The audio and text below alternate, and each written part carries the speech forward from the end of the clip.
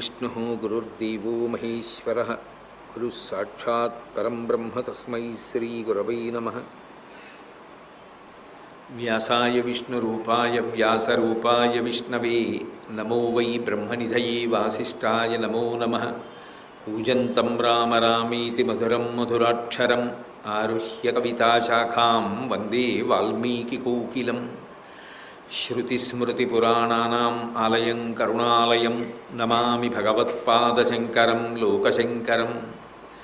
वागर्धाविव सम्पृक्तौ वागर्धप्रतिपत्तये जगतः पितरौ वन्दे पार्वतीपरमेश्वरौ। सुक्तिं समग्रयतु न स्वयमेव लक्ष्मीः श्रीरङ्गराजमहिषीमधुरैः वैदग्ध्यवर्णगुणगुम्भनगौरवैर्यां कण्डूलकर्णकुहराः कवयोधयन्ति।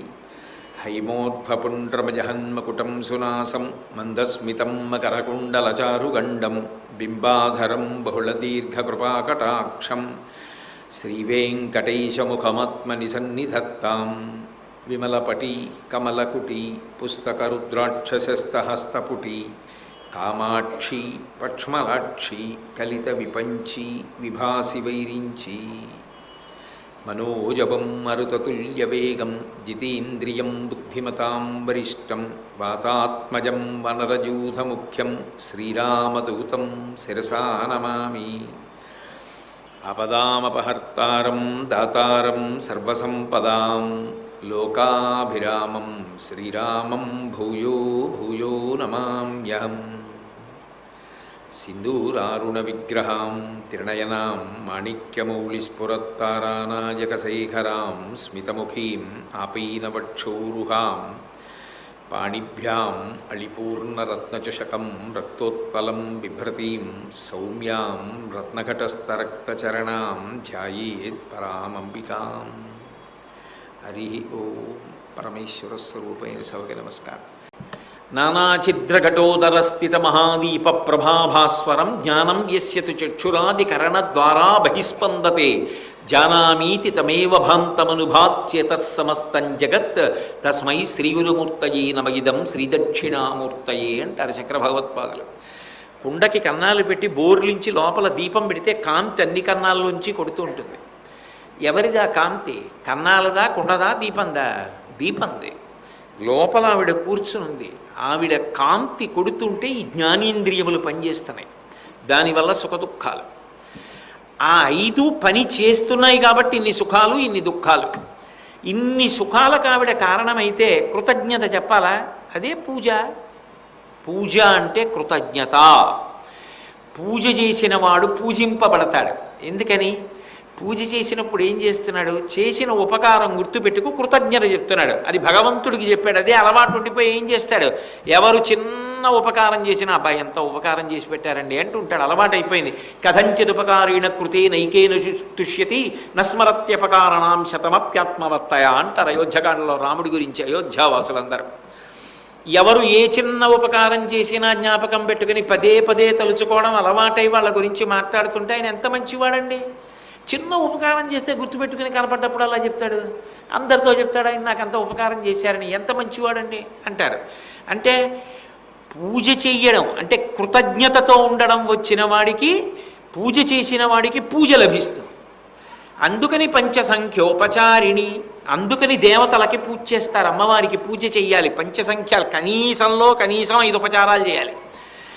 నీకు ఉత్సాహం ఉంటే అమ్మా నువ్వు నాకు 5 ఇచ్చావు, మరి ఇల్లు ఇచ్చావు, బట్టలు ఇచ్చావు, నగలిచ్చావు, పిల్లల్నిచ్చావు, మంచి భార్యనిచ్చావు, అనుకూలవతిని, మనవల్నిచ్చావు, మంచి కోడల్నిచ్చావు, మంచి అల్లుడినిచ్చావు, ఇన్నిచ్చావు. మరి నేను దానికి ఏం చేయాలి అంటే చతుషష్ట్యుపచారాఢ్య, షోడశోపచారాలు 16 కూడా దాటిపోతే 64 ఉపచారాలు చేయాలి. అందులో కోట కట్టడం కూడా ఉంది. అందుకే అది అన్ని మానసికంగా చేస్తారు. దేవీ చతుషష్ట్యుపచారములని అవి 64 మనసుతో చేస్తారు. దానికి ఒక క్రమం ఉంది. ఆ క్రమంలో చేస్తారు. ఎప్పుడైనా అది వింటే మీరు ఆశ్చర్యపోతారు. అబ్బా ఇలా ఉంటాయా ఉపచారాలని. 64 ఉపచారములు మనసుతో చేస్తారు. అమ్మవారు ఎప్పుడు లోటు చేయలే. నువ్వు మనసుతో చేసినా నేను స్వీకరిస్తానని. కాబట్టి దేవతలకు చెయ్యాలి.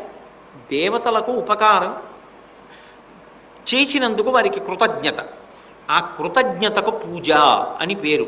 పంచమహాయజ్ఞములు అన్న మాటకు అర్థం ఏమిటంటే చేసిన ఉపకారమును స్మరించుట.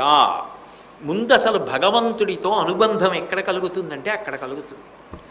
రాత్రి నాకు నిద్ర పట్టించిన వాడెవరు? పొద్దున్న తెలివొచ్చేట్టు చేసిన వాడెవరు?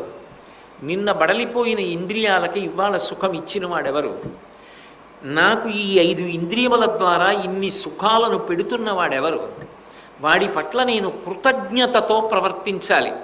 ఒకరు ఎంతో ఉపకారం చేశారనుకోండి, మీరు ఏం పట్టుకెళ్ళారన్నది కాదు, మీరు ఎంత ప్రేమతో పట్టుకెళ్ళారన్న దాని మీద ఆధారపడి ఉంటుంది. ఎందుకు జ్ఞాపకం ఉండిపోతారు ఒక్కొక్కరు అంటే, వారేవో పెద్దవి తీసుకొచ్చి కిరీటాలు పెట్టక్కర్లేదు, కానీ వాళ్ళు కృతజ్ఞతని ఆవిష్కరించేటటువంటి విధానం, ఆ ప్రేమ, ఆ నిజాయితీ పొంగిందనుకోండి, అది వాక్కులతో చెప్పలేనప్పుడు 5 ఉపచారములు చేసి, అమ్మా నాకు ఇన్ని ఉపకారాలు చేసావు, నిన్న ఇన్ని సుఖాలు అనుభవించాను అని మీరు ఆవిడ దగ్గర చేసిన 5 కనీస ఉపచారములు, ఆవిడ ఉపకారములను స్మరించుట. ఇప్పుడు ముందు అసలు మనిషిగా బ్రతకడం అలవాటైంది. కృతజ్ఞత లేదనుకోండి, ఆ మనిషి బతుకు అర్థమే ఉంది. కృతజ్ఞత అన్న మాట లోకంలో ఇంకా ఏ ప్రాణికి లేదు. ఆ ప్రాణి కృతజ్ఞతతో ఉండాలండి అని మీరు అనలేరు. అలా అనకపోయినా కొన్ని ప్రాణులు ఏం చేస్తాయంటే విశేషమైన కృతజ్ఞతాభావంతో ఉంటాయి. ఓ కుక్క ఉందనుకోండి, నేను తినీగా మిగిలింది ఒక కబళం తీసుకెళ్ళి ఇలా పడేశాను అనుకోండి, అది తిన్నందుకు తన ప్రాణాలు పణంగా పెట్టేస్తుంది. యథార్థంగా జరిగింది. నేను ఒకప్పుడు పెద్దాపురంలో ఉన్న రోజుల్లో ఉత్తర దేశానికి యాత్ర గడుతుంటే చెప్పాను, అయ్యా నేను యాత్ర గడుతున్నాను, కొంచెం చూస్తుండంటే ఇప్పుడు ఎందుకు పెట్టుకున్నారో, మానైపోయారా, ఎవరో పెద్ద పెద్ద దొంగలు తిరుగుతున్నారట, రోకళ్ళ లాంటివి తెచ్చి తలుపులు కొట్టేస్తున్నారట, ఇప్పుడు ఎందుకు పెట్టుకున్నారన్నారు. భగవంతుడు ఉన్నాళ్ళు నేను వెళ్ళిపోయా మూర్ఖంగా. నిజంగా రానే వచ్చారు దొంగలు. వచ్చి వాళ్ళు తలుపులు పగలగొట్టడానికి ప్రయత్నం చేసే సమయంలో ఎక్కడి నుంచో 2 పెద్ద కుక్కలు వచ్చి వాళ్ళ మీద కలిగిపడ్డాయి. వాళ్ళ కుక్కల్ని కొట్టలేక వాళ్ళు వెళ్ళిపోయారు. ఇంకా వాళ్ళకి దొరకవు, వాళ్ళని వదలవు. ఆ దొంగలు వెళ్ళిపోయారు. ఆ 2 కుక్కలు ఏం చేసేవంటే, ఒకటి సింహద్వారం ముందు, ఒకటి పెరట ద్వారం ముందు పడుకుని ఉండేవి. నేను ఉత్తరదేశం యాత్ర పూర్తి చేసుకుని ఇంటికి వచ్చాను. కారు దిగి గేటు తీద్దామని వెళ్ళాను. కుక్క గోడ నుంచి దూకి వెళ్ళిపోయింది. ఇది ఇంత కుక్క ఇంట్లోకి ఎలా వెళ్ళింది? గోడ దూకింది కాబట్టి గోడ దూకే లోపలికి వెళ్ళిందా? ఎందుకు వెళ్ళింది, ఏం చేస్తోంది ఇది లోపల అనుకున్నాను. అప్పుడు ఎదురింటి వాళ్ళు వచ్చి చెప్పారు, అయ్యా మీరు లేనప్పుడు దొంగలు పడే ప్రయత్నం చేశారు మీ ఇంట్లో. అప్పటి నుంచి మరి ఆ కుక్కలు ఎక్కడో మాకు తెలియదు, అది రోజు వీధి గుమ్మం ముందు అలాగే పడుకుని ఉండేది. దానికి నేను ఎప్పుడు ఏం పెట్టలేదు కూడా, కానీ అది అలా పడుకుని ఉండేది ఆ కుక్క. అంటే కృతజ్ఞత. ఒక కుక్క అంత కృతజ్ఞతతో ఉంటుంది. నేను పెట్టలేదు దానికి, అయినా దానికి ఎందుకో మరి అంత ప్రేమ. ఇలా ఒక్క కబళం పడేస్తే వీధిలోకి వచ్చేటప్పటికీ ఆ పృష్ఠభాగం ఊగిపోయేటట్టు తోకవుతుంది. అంత ప్రేమ ఒక్కసారి పెడితే అంత గుర్తుపెట్టుకుంటుంది. మరి మనిషివి నీకు. అందుకంటాడు కిష్కింధకాండలో లక్ష్మణస్వామి, బ్రహ్మఘ్నే చ సురాపే చ చోరే భగ్నవ్రతే తథా నిష్కృతిర్విహితా సిద్ధి కృతఘ్నో నాస్తి నిష్కృతి. చేసిన ఉపకారాన్ని జ్ఞాపకం పెట్టుకోవాలి తప్ప మరిచిపోయి ప్రవర్తించడం కృతజ్ఞతా లక్షణం. కృతీచ ప్రతికర్తవ్యం యశధర్మ సనాతన అంటారు సుందరకాండలో. ఉపకారం చేసిన వారికి ప్రత్యుపకారం చెయ్యడం సనాతన ధర్మమునకు ఆయుపట్టు లాంటి సిద్ధాంతం. ఉపకారికినుపకారము విపరీతము కాదు చేయ వివరింపంగా అపకారికినుపకారము నెపమెన్నక చేయువాడు నెర్పరి సుమతి. ఉపకారం చేసిన వాడికి ప్రత్యుపకారం చేయడం గొప్ప కాదు, అపకారం చేసిన వాడికి కూడా ఉపకారం చేయడానికి వెళ్ళిన వాడు ఉంటాడే, వాడు ధన్యాత్ముడు. అది ఈ జాతి గొప్పతనం. అది ఎక్కడ మొదలవ్వాలి? భగవంతుడి దగ్గర మొదలవ్వాలి. అప్పుడు ఏమవుతుంది? ఆవిడ చేసిన ఉపకారములు జ్ఞాపకం చేసుకుంటే ఆవిడ అనుగ్రహం లేనినాడు సుఖాలే లేవు కదా. అయినప్పుడు ఆవిడ పట్ల కృతజ్ఞతతో ఉండడం అలవాటైతే అది విస్తరించి అందరి పట్ల అదే ప్రేమ భావన విస్తరిస్తుంది. వారిని చూస్తే ఎంత సంతోషం అండి, ఎంత ప్రేమ అండి, ఎంత ప్రేమగా నవ్వుతారండి, ఎంత చక్కగా పలకరిస్తారండి. ప్రతి వారిలో ఏదో మంచి ఏదో మంచి, వారిని చూసేటప్పటికి ఎంత ఊరట కలుగుతుందండి, ఎంత ఆప్యాయంగా చూస్తారు. ఈ ప్రతి వారి యందు ఏదో మంచి చూసి నువ్వు పొంగిపోవడం నీకు అలవాటు కావాలి. అది విస్తరిస్తుంది పూజ దగ్గర నుంచి. దాని వలన ఎవరికి ఉపకారం, నువ్వు చెప్పకపోయినా ఆవిడ చేసేది చేస్తుంది. మనం మనిషిగా బ్రతకడానికి దేవయజ్ఞం ప్రాతిపదిక. భగవంతుడికి ఉపకారానికి కృతజ్ఞత చెప్పడం దగ్గర మొదలవుతుంది. తర్వాత బ్రహ్మయజ్ఞం. బ్రహ్మయజ్ఞం అంటే నువ్వు వేదం చదువుకోగలిగితే, వేదం చదవగలిగినటువంటి స్థితిని పొందినవాడవైతే వేదాధ్యయనం చెయ్యాలి. చేసి ఊరుకోకూడదు. నేను వేదం చదువుకోలేదండి, వేదోపబ్రహ్మణం రామాయణం, పంచమ వేదం భారతం, మహానుభావుడు వ్యాసుల వారు మన కొరకు ఇచ్చింది భాగవతం. ఇంట్లో ఎన్ని వస్తువులున్నాయి, ఎన్ని గిన్నెలున్నాయి, ఎన్ని నగలున్నాయి అన్నదానికన్నా మీ ఇంట్లో ఈ పుస్తకాలు ఉన్నాయా అన్నది ప్రధానం. ఒక ఇంటి యజమానురాలి సంస్కారం, ఆ ఇంటికి వెళ్ళినప్పుడు తల్లిదండ్రులు శరీరంతో లేకపోతే వాళ్ళ చిత్రపటాలు ఉన్నాయా, ఇంట్లో రామాయణ భారత భాగవతాలు ఉన్నాయా అన్నదాన్ని బట్టి తెలిసిపోతుంది. ఎన్ని వస్తువులు ఉండనివ్వండి, అవి లేవు అంటే వాళ్ళు ఎప్పుడు అసలు వాటిని చదవరు, వాటి గురించి పట్టించుకోరు. వాళ్ళు వారసత్వంగా ఏమిస్తారు? నేను శాశ్వతం కాదు, ఏదో ఒకనాడు వెళ్ళిపోవాలి.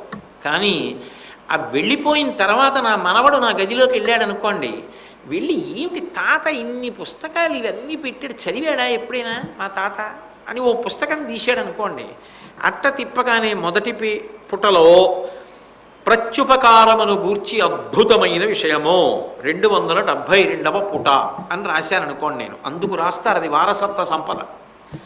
నా మనవడు తిప్పి 272వ పుటలో నేను ఇలా గీత పెట్టి ఉంచింది చదివి, అబ్బా మా తాతగారు ఎంత జాగ్రత్తగా చదివారు, ఎంత సంతోషపడి రాసుకున్నారు ఈ విషయాలు, పాపం అంత ఆప్యాయంగా రాశారన్నమాట, అంత బాగా చదువుకున్నారన్నమాట ఈ విషయాలు, నేను ఇవన్నీ చూడాలి, మా తాతగారు ఇంకా ఇలా ఎన్ని రాశారు అని వాడు 4-5 పుస్తకాలు తీసి చూసి ఆనందపడిపోయి నేను ఇవి చదవాలని వాడు చదువుకున్నాడు అనుకోండి, వాడు వంశ మర్యాద పాడు చెయ్యకుండా 10 మందికి ఉపకారం చేసేవాడుగా బ్రతకడం వాడికి అలవాటు. అక్కడ 272వ పుట చదివినవాడు ఏదో ఒకనాడు మిగిలిన పుటలు కూడా చదువుతాడు. దానివల్ల కనీసం పూర్వం పుణ్యం చేసిన వాళ్ళు కింద పడిపోకుండా ఉంటారు. కొత్తగా ఉద్ధరించకపోయినా వాళ్ళ పుణ్యంతో ఊర్ధ్వలోకాలకు వెళ్ళిన వాళ్ళు కింద పడిపోకుండా ఉంటే చాలు. మహాభారతంలో చూస్తారుగా అలా పడిపోతారన్నదానికి జరత్కారోపాఖ్యానం ఒక ఉదాహరణ. కాబట్టి వారసత్వ సంపద అంటే ఒక దేశానికి ఎలా ఉంటుందో కుటుంబానికి కూడా ఉంటుంది. ఏమిటి ఆ వారసత్వ సంపద అంటే నువ్వు చదివిన పుస్తకాలే, అవి ప్రధానం, ఉండాలి ప్రతి ఇంట్లో. అది ఉందా? నువ్వు అన్నం తిని కూర్చుంటే నీ మనవడికి ఒక మంచి పద్యం చెప్పాలి, మరి ఈ పద్యం విను, ఈ పద్యంలో ఎంత గొప్ప విషయాన్ని చెప్పారో చూడరా అని వాడికి చిన్నతనంలో చిన్న కథ చెప్పి ఓ మాట చెప్పారనుకోండి, ఓ పద్యం చెప్పారనుకోండి, తాత 1కి 4 మాటల తాతగారు మళ్ళీ చెప్పండి ఆ పద్యం, మళ్ళీ చెప్పండి ఆ పద్యం అని తాతగారు చదువుతుంటే వాడికి వచ్చేస్తుంది. అలా తాత ఒక విశ్వవిద్యాలయం. తాత పక్కలో పడుకుని రాత్రి తాతకి కళ్ళు పడిపోయే వరకు ఏదో చెప్పి భారతంలోంచి ఏదో పద్యం చెప్తుంటే, ఓ గరుత్మంతుడి గురించి చెప్తుంటే, ఓ వాసుకి గురించి చెప్తుంటే, ఓ శేషుడి గురించి చెప్తుంటే, ధర్మరాజు గురించి చెప్తుంటే, రాముడి గురించి చెప్తుంటే వాడు విని అవన్నీ బాగా మనసులో పదిలం చేసుకొని పరమ సంతోషపడిపోయి గొప్ప సంస్కారాన్ని పొందుతాడు. అంటే ఇంత సంస్కారం ఎక్కడి నుంచి వచ్చింది? నువ్వు చదవాలి ఆర్షగ్రంథాలు. లేనినాడు వ్యాసుడు ఎందుకు ఇచ్చాడు? ఆయనకి ఎవరో గండపిండం వేస్తారనో, లేకపోతే ఆయనకి స్వర్ణ కంకణాలు వేస్తారనో, ఆయనకి బిరుదు ప్రదానాలు చేస్తారనో, పంచల చాపులు పెడతారనో ఆయన ఇవ్వలేదు. ఈ జాతి అభ్యున్నతి కోసం ఇచ్చారు. వాల్మీకి ఎందుకు ఇచ్చారు రామాయణాన్ని? చదువుకుని మనిషిగా బ్రతకాలని ఇచ్చారు. అందుకే ప్రవచనం చేస్తే వ్యాసవాల్మీకులను స్మరించి నమస్కరిస్తారు. ఎందుకని? చంద్రవంశాన్నంతటినీ వ్యాసుడు చెప్పాడు, సూర్యవంశాన్నంతటినీ వాల్మీకి చెప్పారు. సూర్యచంద్రులు అంటే ఒకరోజు వాళ్ళిద్దరే ప్రకాశం, వెలుగు అంటే వాంగ్మయానికి వాళ్ళే కర్తలు. లోకానికి కావలసిన సమస్త విషయములను అందించిన వారు వ్యాసవాల్మీక మహర్షులు. కాబట్టి ముందు ఋషులకు నమస్కరించి ప్రవచనాన్ని ప్రారంభం చేస్తారు. అయినప్పుడు వాళ్ళు అంత ప్రేమతో ఇచ్చిన గ్రంథములు నీ ఇంట ఉండాలి కదా, వాటికో నమస్కారం చేయాలి. నీకు అవకాశం ఉన్నప్పుడు ఒక్క 2 పుటలు చదవాలి. నీకు అనుమానం వచ్చినప్పుడు పెద్దల దగ్గరికి వెళ్ళి కనుక్కోవాలి. నీ పిల్లలకి నువ్వు వారసత్వ సంపదని అందించాలి, నువ్వు మాట్లాడాలి వాటి గురించి. ఏమీ తాత మాట్లాడకపోతే మనవడికి ఎక్కడి నుంచి వస్తుంది సంస్కారం? ఎలా వస్తుంది రమ్మంటే? మిగిలినవన్నీ ఉన్నాయి, అదొక్కటే లేదు. గట్టిగా ఒక్క 50 పుస్తకాలు లేవు వాడికి. అసలు వాడు ఊంచుకొని పుస్తకం కొనుక్కోవాలి, పుస్తకం చదువుకోవాలి, పుస్తకం అన్న దాంట్లో ఇన్ని విషయాలు ఉంటాయని ఎలా తెలుస్తుంది? ఒక తాతగారు వెళ్ళిపోతే తాతగారిని స్మరించడానికి ఉండే గొప్ప వస్తువు నాకు సంబంధించినంత వరకు వ్యక్తిగతంగా నా దృష్టిలో ఏమిటో తెలుసా? మా తాతగారి జీవితంలో సింహభాగం ఇక్కడే గడిచిపోయింది. దశరథ మహారాజు గారు అంటాడు, 60,000 సంవత్సరములు ఈ తెల్లగొడుగు కిందే వెళ్ళిపోయాయి అన్నాడు. అలా మా తాతగారు ఎప్పుడు ఈ కుర్చీలోనే కూర్చుని ఉండేవారట. ఎందుకు అంటే అక్కడ కూర్చుని మీ తాతగారు ఎప్పుడు ఏవో చదువుతూనే ఉండేవారు. ఇక్కడ అలా కూర్చునేవారా, అలా చదివేవారా? ఏం చదివేవారు? వెనకాల అన్ని పుస్తకాలు చూస్తే వాడికి వెంటనే దారి దొరికింది, దీపం వెలిగింది. నువ్వు నీ వంశాన్ని రక్షించుకోవడానికి చెయ్యవలసింది ఏమైనా ఉంటే అదే. అప్పుడు వేదం చదవడం ఒక్కటే అనకండి, దాన్ని ఇంకా కిందకి తీసుకొచ్చి ప్రతి వ్యక్తికి అన్వయం చెయ్యవలసి వస్తే బ్రహ్మయజ్ఞం ఋషిప్రోక్తమైన గ్రంథములు ఉండాలి. మనిషిని పాడు చేసేసేటటువంటి అభిప్రాయాలతో కూడుకున్న గ్రంథాలు కావు. మనిషికి సన్మార్గమును ధర్మ మార్గాన్ని అందించగలిగినటువంటి గ్రంథములు ఋషిప్రోక్తములు. ఆ ఋషుల చేత చెప్పబడినటువంటి వాంగ్మయం ఇంట్లో ఉందనుకోండి, అది మనిషిని మనిషిగా తీర్చిదిద్దుతుంది. లేనినాడు మిగిలిన ప్రాణులు ఏ లక్షణంతో పుట్టాయో ఆ లక్షణంతోనే పెరిగి ఆ లక్షణంతోనే వెళ్ళిపోతాయి. కొత్తగా అవి సంతరించుకోవడానికి ఏం ఉండదు. నేను ఇది నేర్చుకున్నాను, నేను ఇది తెలుసుకున్నాను, నేను ఎదిగాను మానసికంగా అనడానికి దానికి ఏం ఉండదు. ఎందుకంటే దానికి పరిమితి. కానీ మనిషికి అలా కాదు. అనేక గ్రంథములు చదవగలడు, గురువుల్ని సేవించగలడు. ఈ రెండిటి ద్వారా ఎంతైనా ఎదిగిపోతాడు మనిషి. ఎంత ఎదిగిపోతాడంటే ఎదిగి ఎదిగి ఇక తాను రావలసిన అవసరాన్ని పోగొట్టుకుంటాడు. అయినప్పుడు మరి పరమేశ్వరి బుద్ధి ఇచ్చింది, వాక్కునిచ్చింది. అప్పుడు నువ్వు ఏం గ్రహిస్తున్నావు బుద్ధి చేత? శరీరాన్ని పోషించడానికి అన్నం తింటున్నావు, అన్నం నువ్వైపోయింది. నీళ్లు తాగావు, నీళ్లు నువ్వైపోయింది. ఆ నీరు వేరు చేసి చూపించడానికి ఉండదు, శరీరంలో నువ్వైపోయింది. గాలి పీల్చావు, నువ్వైపోయింది. పుస్తకం చదివావు, నువ్వైపోవాలి. మళ్ళీ అన్నింటికీ తీయక్కర్లేదు, ఓ కొన్నింటికంటే పర్వాలేదు. అన్నింటికీ తీయవలసిన అవసరం ఉండకూడదు. నువ్వు అలవోకగా అన్నం తిని పలహారం చేసి పడుకుంటూ నీ మనవలతో ఆ ఆర్షవాక్కు మాట్లాడగలగాలి. ఓ నన్నయ్య గారి పద్యం చెప్పాలి, ఓ పోతన గారి పద్యం చెప్పాలి, ఓ జాషువా గారి పద్యం చెప్పాలి. అంతేగాని అన్నింటికీ అందులో చూడాలరా అంటుంటే ఇంక నువ్వు ఎప్పటికీ చెప్తావు? బుద్ధి ఎందుకు ఇచ్చాడు ఈశ్వరుడు? పోనీ పద్యం గుర్తుండకపోతే పద్యంలో ప్రతిపాదించిన విషయం గుర్తుండాలి కదా. లేనినాడు మనవలకి ఏమి ఇస్తారు? భౌతికంగా సంపాదించింది ఒక్కటినా కాదుగా, అంతకన్నా ఏదో ఇవ్వాలిగా. ఇవ్వాలంటే చదవాలా వద్దా పుస్తకాలు? చదివి అబ్బాయి గుర్తుండవండి అంటే ఎలా? ఎందుకు గుర్తుండవు? గుర్తుండాలి, ఉండాలి. చెప్తున్న కొద్దీ వ్యయే కృతే వర్ధత ఏవ నిత్యం. మనల్ని కూర్చోబెట్టుకు చెప్తుంటే మనకి జ్ఞాపకం ఉంటుంది కాదు. వినాలి, విన్నది చెప్తూ ఉండాలి. మన వాళ్ళకి చెప్తున్నారా లేదా అని అనుమానం వస్తే మనమల్ని పిలిచి మీ తాతగారు ఏం చెప్పారా అని అడిగితే తెలిసిపోతుంటుందా? అడగచ్చుగా ఈ మాట. కాబట్టి ఆ ప్రక్రియలో సంస్కృతిని ముందుకు తీసుకుని వెడతారు. అలా తీసుకుని వెళ్ళడాన్ని బ్రహ్మయజ్ఞం అంటారు. లేనినాడు మనిషి ఎలా తయారవుతాడు నాకు చెప్పండి? వికసనం ఎలా పొందుతాడు? ఎందుకనంటే భోగానికి మీరివ్వగలరేమో కానీ నియంత్రణకి అవే సాధ్యం. తనని తాను నియంత్రించుకోవలసి వచ్చింది, లేకపోతే జారిపోతాడు.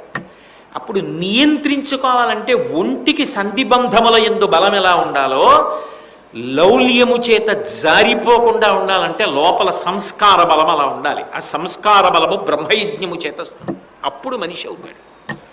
3 మనుష్య యజ్ఞం చేయాలి. ఎప్పుడు ఇంట్లో వంట నాకు మా ఆవిడికి, ఎప్పుడు ఇంట్లో వంట నాకు మా ఇంట్లో వాళ్ళకి కాదు. ప్రతిరోజు కనీసం నీ ఇంట పని చేసేటటువంటి దాసి అయినా తినాలి, నీకు సేవ చేసేవాళ్ళు తినాలి.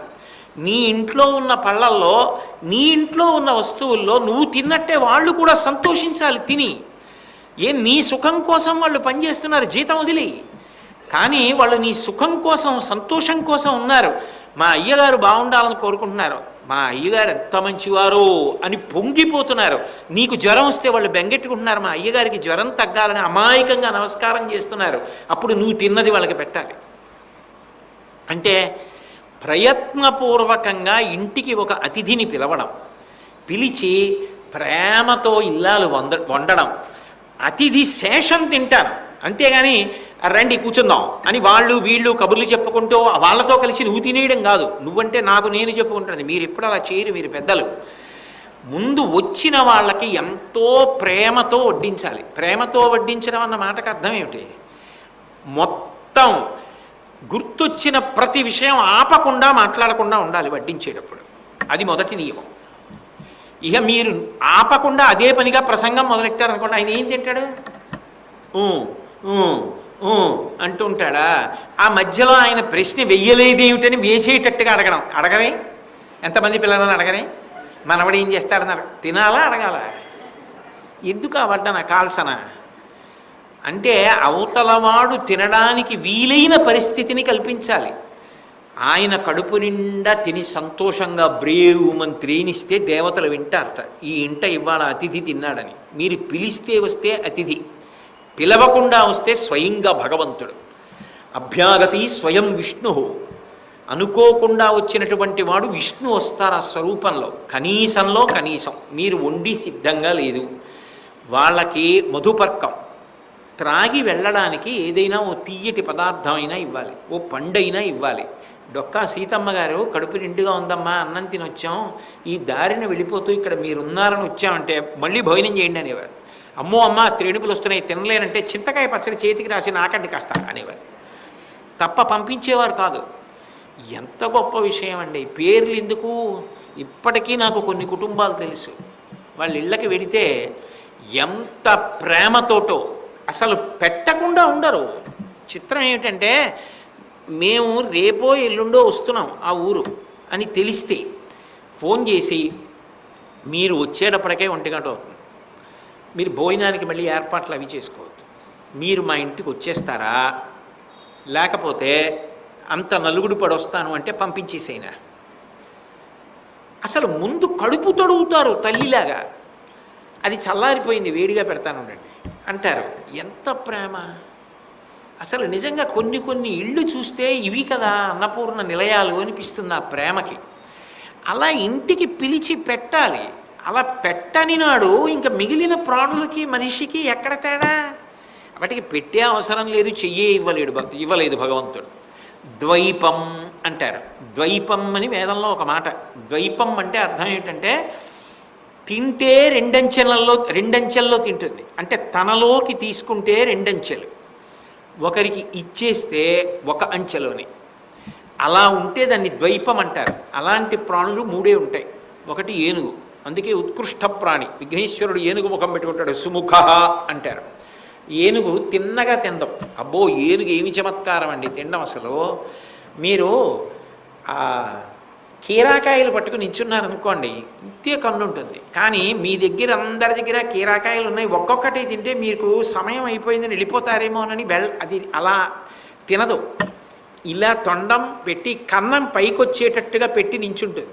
అంటే మీరు వంగి దాని తొండానికి లోపలికి పెట్టడానికి భయపడతారేమో, నోట్లో పెట్టడానికి భయపడతారేమోనని కీరాకాయ గుచ్చేయండి ఇలా కన్నం పైకి పెడుతుంది. ఆ తొండం కన్నంలో కాయి పెట్టారనుకోండి, ఎంతో చమత్కారంగా ఇలా ఎగరేసి తొండంతో పట్టుకుని ఇలా ఇలా ఇలా ఇలా అని ఈ లోపలికి తెచ్చుకుంటుంది. తెచ్చుకుని మళ్ళీ ఇలా మడిచి రెండో వాళ్ళ దగ్గర కాయ వచ్చేసుకుంటుంది. అలా ఓ 20 కాయలు తొండం మీద బోర్లించుకుని ఒక్క కాయ కింద పడకుండా ఇలా ఇలా ఇలా అనుకుంటూ ఎత్తి నోట్లో పడేసుకుంటుంది. పుచ్చుకుంటుంది, తింటుంది.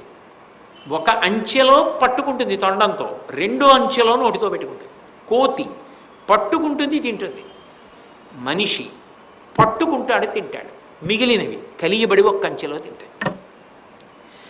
నీలోకి తీసుకోవాలంటే 2 అంచెలు, ఒకరికి ఇచ్చేయాలంటే ఇంకొక పావుగంట ఆలోచిస్తాను అనుకో, పోన్లే ఇంకో దాని పనికి వస్తుందన్న ఆలోచన పక్కనే వచ్చేస్తుంది. ఇలా ఇచ్చుకుంటూ పోతే పదవీ విరమణ కూడా చేసేసాం, మనకేముంది, మనకి ప్రభుత్వం ఇచ్చే భృతి ఉందా, ఏ ఉంది, ఇలా ఇచ్చుకుంటూ వెళ్ళిపోతే. పూర్వం అంటే ఏదో ఉద్యోగంలో ఉన్నాను చేసాం, ఇప్పుడు ఇలా చేస్తానంటే ఎలా, వద్దులే తగ్గించేసుకుందాం అంటే. కాదు, ఇంతకన్నా అవసరం ఉంటుందా? జీవుణ్ణి పోషించుకోవడానికి ఇంతకన్నా మంచి సందర్భం ఏర్పడుతుందా? మరి నువ్వు నిజమే మిగిలిన వాళ్ళ గురించి ఆలోచన, నీ జీవుడి గురించి నువ్వు ఎప్పుడు ఆలోచించుకుంటావు? వాడికి ద్రోహం చేయట్లా, పెద్దవాడి అయిపోవట్లా, చెయ్యొద్దు, చేసేద్దాం. ఉత్తర క్షణం ఇచ్చేస్తే ఒక్క అంచే, 2 అంచెలు ఉండవు ఇచ్చేటప్పుడు.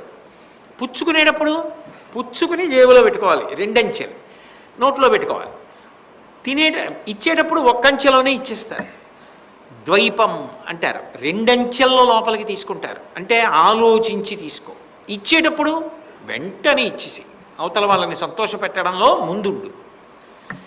అది మనుష్య యజ్ఞం. అందుకే ఒక మాట చెప్తారు, నువ్వు అంతా తిన్న తర్వాత నీకు తృప్తి కలుగుతుంది. బా చాలా బాగుంది ఇవాళ భోజనం, ఇంక తినలేను అని లేచిపోతావు రేణుపులు వచ్చి.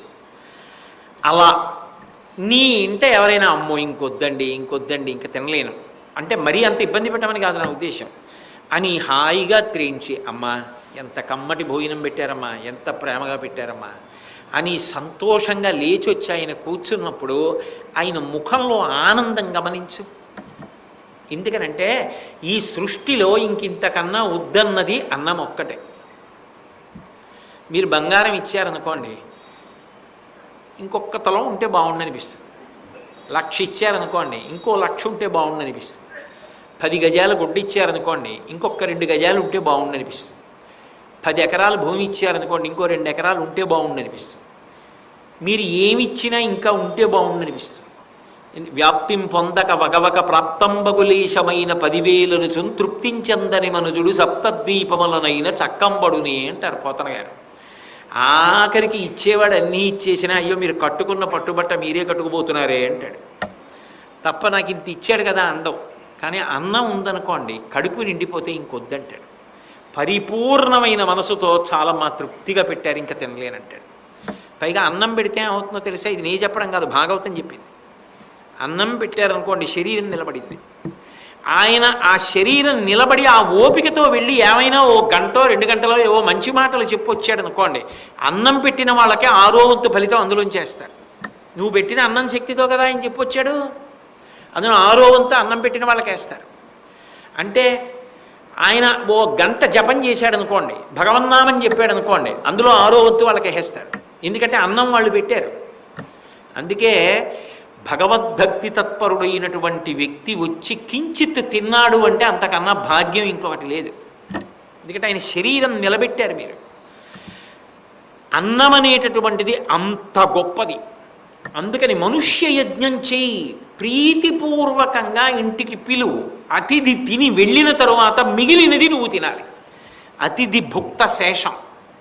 వాళ్ళు తిని వెళ్ళినది ఏదో అది శ్రీమన్నారాయణుడు తిని వెళ్ళిన ప్రసాదమే, పరదేవత తిని వెళ్ళిన ప్రసాదమే. అందుకే భగవంతుడు ఎప్పుడైనా పరీక్షించడానికి వచ్చినప్పుడు అతిథి రూపంలోనే పరీక్షించడానికి వస్తాడు. విసుక్కోకుండా కనీసంలో కనీసం ఏదో ఒకటి వాళ్ళకి ఇచ్చి పంపించాలి తప్ప రిక్తహస్తాలతో పంపించకూడదు. అందుకే పూర్వం సాంప్రదాయం ఉండేది, ఎవరైనా వస్తే కాస్త మంచినీళ్ళు తాగుతారా అని ముందు అడిగేవారు. మంచినీళ్ళు తాగుతారా, ఏమైనా తింటారా అని అడిగేవారు. అసలు ఎంత ఉత్సాహం ఉండేదండి పూర్వం. ఇప్పుడు వచ్చి ఎక్కడికి వెళ్తారు మీరు, ఒక్కనాటికి వీల్లేదు, భోజనం చేసేయాలండి గబోబా వండేసేవారు అంతే. అన్నం వండి చక్కగా అన్నం పెట్టి పచ్చిచారని నీళ్ళల్లో పిసికేసి పచ్చిచారు చేసేస్తే అదేమిటో అమృతంలో ఉండేది. ఆ ఊరుగాయలును ఆ వేడన్నం ఆ పచ్చిచారు వేసేసి మజ్జిగ పోసి పంపించేస్తే కడుపు నిండిపోయి అంత సంతోషంగానే వెళ్ళిపోయేవాడు. అది పెట్టడంలో అంత సంతోషం ఉండేది ఒకనాడు ఈ జాతికి. కాబట్టి మనుష్య యజ్ఞం. మంగళాశాసనపరై మదాచార్య పురోగమై సర్వైశ్చ పూర్వైరాచార్యై సత్కృతాయాస్తు మంగళం. మంగళం కోసలేంద్రాయ మహనీయ గుణాత్మనే చక్రవర్తి తనూజాయ సర్వభౌమాయ మంగళం. ఉమాకాంతాయ కాంతాయ కామితార్థప్రదాయినే శ్రీగిరీశాయ దేవాయ మలినాథాయ మంగళం. సర్వం శ్రీ ఉమామహేశ్వర పరబ్రహ్మార్పణమస్తు. స్వస్తి.